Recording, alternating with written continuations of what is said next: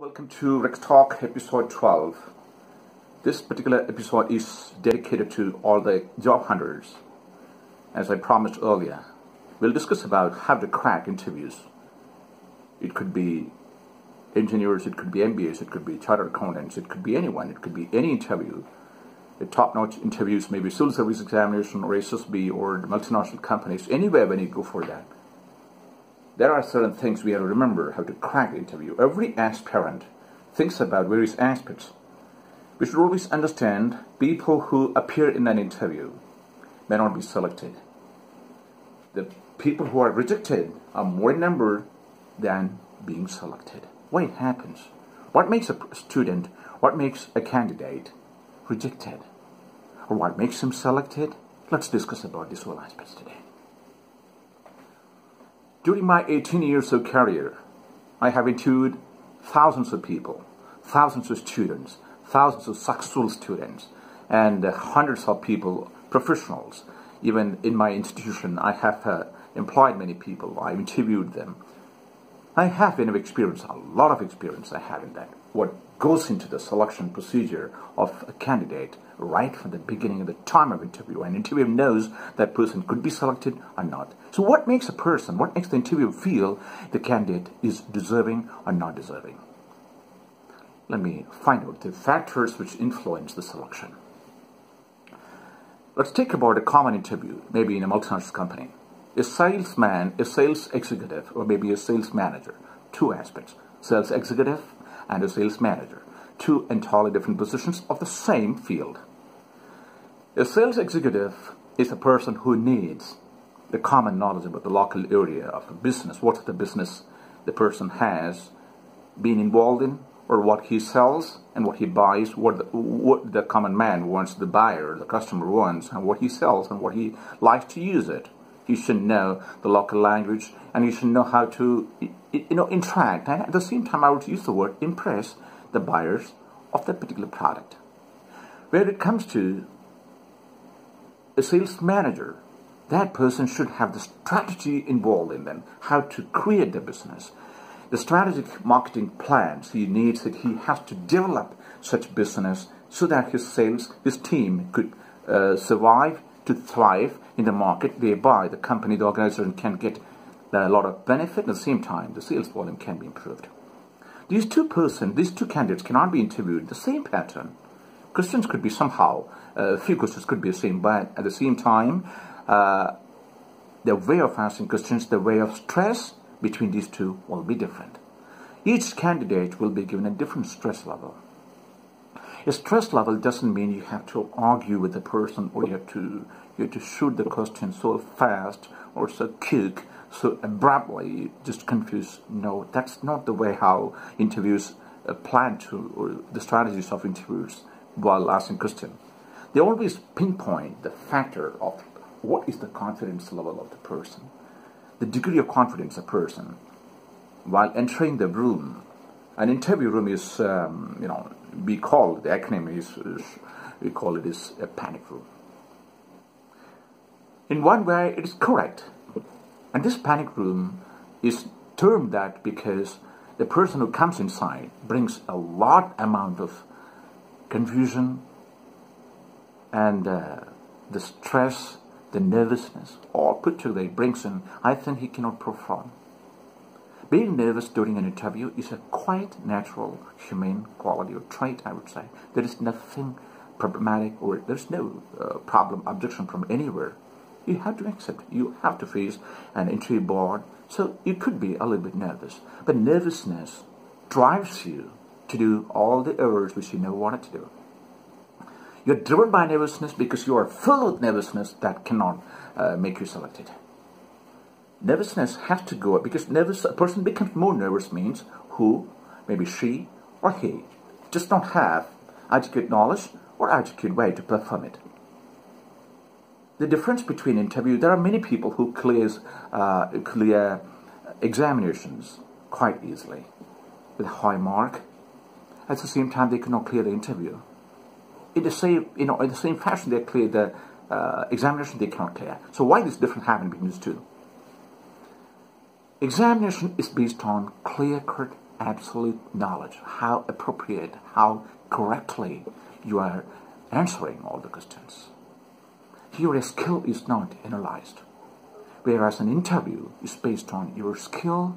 Knowledge does not matter much in many of the, I would say, the fields. Knowledge may not be a barrier. The basic thing is, how do you analyze, how do you systematically answer, how strategically you go deep and bring out the best resolution possible in that particular situation. It may not be correct answer. It could be, because we are not dealing with mathematics here. There's no particular logic in that. We have to find the best possible, because the interview always shoots a question that is somehow related to a particular situation to test your analytical and the quality of observation. Your, how much you can observe a particular situation, how to analyze, and that issue analysis makes you winner. So this is the difference between exam and interview.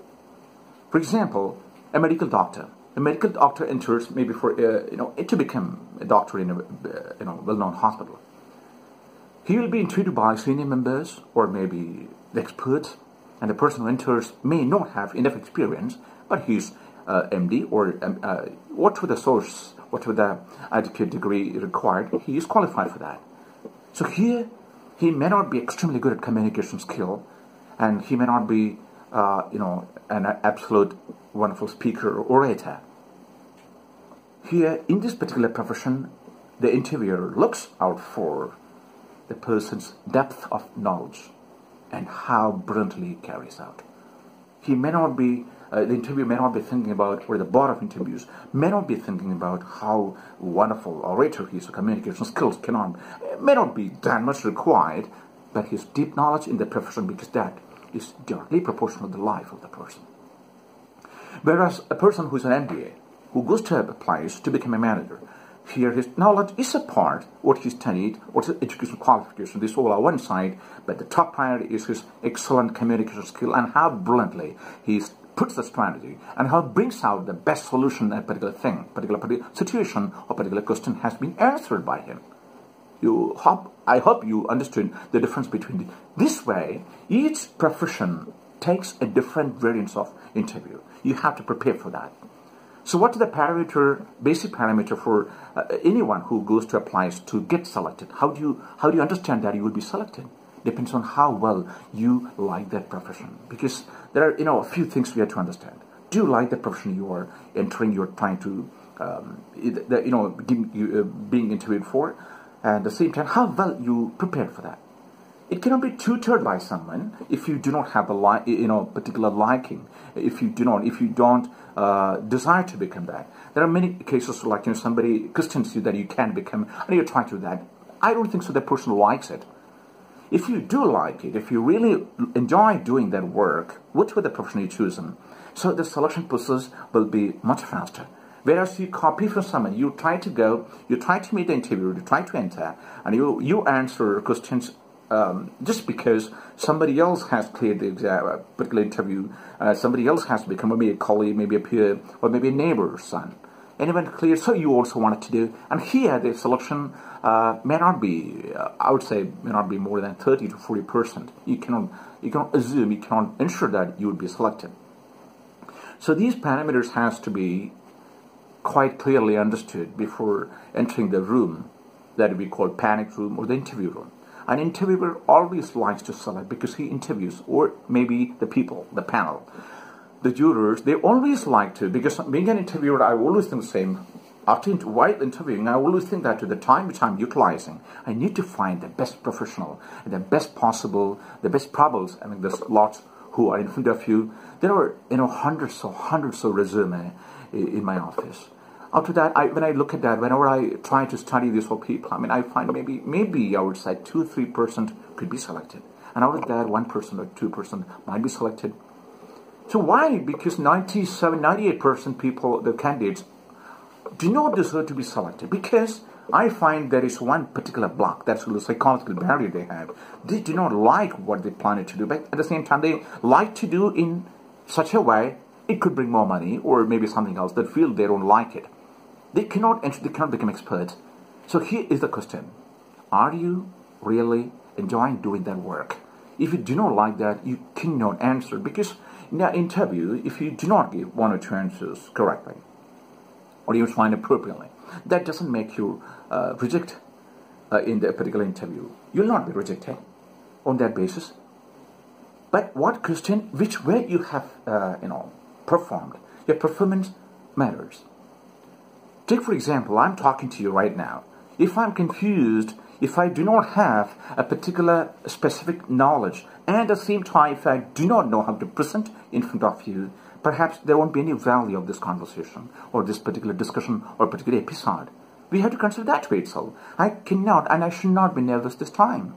I should talk to you exactly what is required in this particular situation you can get through. Because my episode, my particular this interview session I have made, the specific reason is people ask me, hundreds of students ask me this question. I have written books, Gateways to Interviews, all kind of interviews. If you want to become a chartered accountant in a big company, you want to clear that MNC's interview, you want to clear SSB interview, any of the defense forces, or you want to become a civil servant, all aspects, all interviews I have written, all answers cannot be the same because different levels, different stress levels have been created.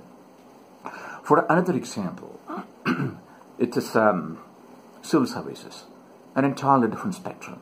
Civil services interviews, we cannot call it an interview. It's all about, it's about an interaction with someone who is going to become an administrator, whose ideal strategy, whose thinking process, his thought processes, and how he manages the issues, and how he envisages the issues, how he bluntly brings out, how strategically goes to the deep and brings out the situation, who can score high. It's not necessary, and he needs a lot of them because that particular profession, particular job involves a lot of civic sense, at the same time political knowledge, historical knowledge, and many other aspects of knowledge of every part of the life, because he's going to interact with the people, interact, live with the people. He's going to manage the society. He has to face a huge level of stress from the political, hierarchy or anything, any kind of situation in society he has to undergo, and he will be shot such questions. He'll be put in such situations. So his stress level will be totally different from other interviews. Stress levels are there. What I'm going to clarify here is the stress level of different professions will be different. Each question will be shot in a different way. So a civil servant, how to become a brilliant performer during an interview. They do not like to leave a person because they spend a lot of time to interact with the person, 15, 20, 25, 45 minutes, or maybe 1 hour. What is the time they take? They wanted to ask the person, what exactly on your mind? What drives you to become a civil servant? What do you want to become? So the primary focus should be, you have to be brilliant at the deliverance. And that brilliance comes with the confidence which you achieved. And I would repeat the first line which I use, what people ask about, confidence. Confidence alone makes you a survivor almost every situation in this world. And it's not easy to bring, it's just to carry the confidence everywhere. One cannot be confident everywhere, every time. But the confidence factor will be visible while interacting with the person, how brilliantly the person thinks about a particular idea. So these are primary factors. Episode number 1, I'm discussing about just a particular thing. You have to wait for 2 or 3 episodes of this interview session. I'll give all the aspects of different interviews and questions, how it can be answered. You can buy my book, Gateway to Interviews, maybe online, or maybe you can find numbers, and I will give the numbers below in this particular episode. You can find it. You can directly contact. You can find anywhere. You can get anywhere in India, because it's not sold for outside countries, and it can be delivered and any part of the country in 5 working days. In that you can find, because hundreds of students who have hundreds of people, aspirant professors who purchased that book, they all sent me a lot of I would say thanks. It's like a Thanksgiving by the book. So that makes me a lot of confidence, and that makes me more responsible to give you more reasons. And this episode is made, and the coming 2 episodes more is fully dedicated to those people who have become successful. And you can ask the people who interact with the people. It's a fabulous, wonderful, very practical book.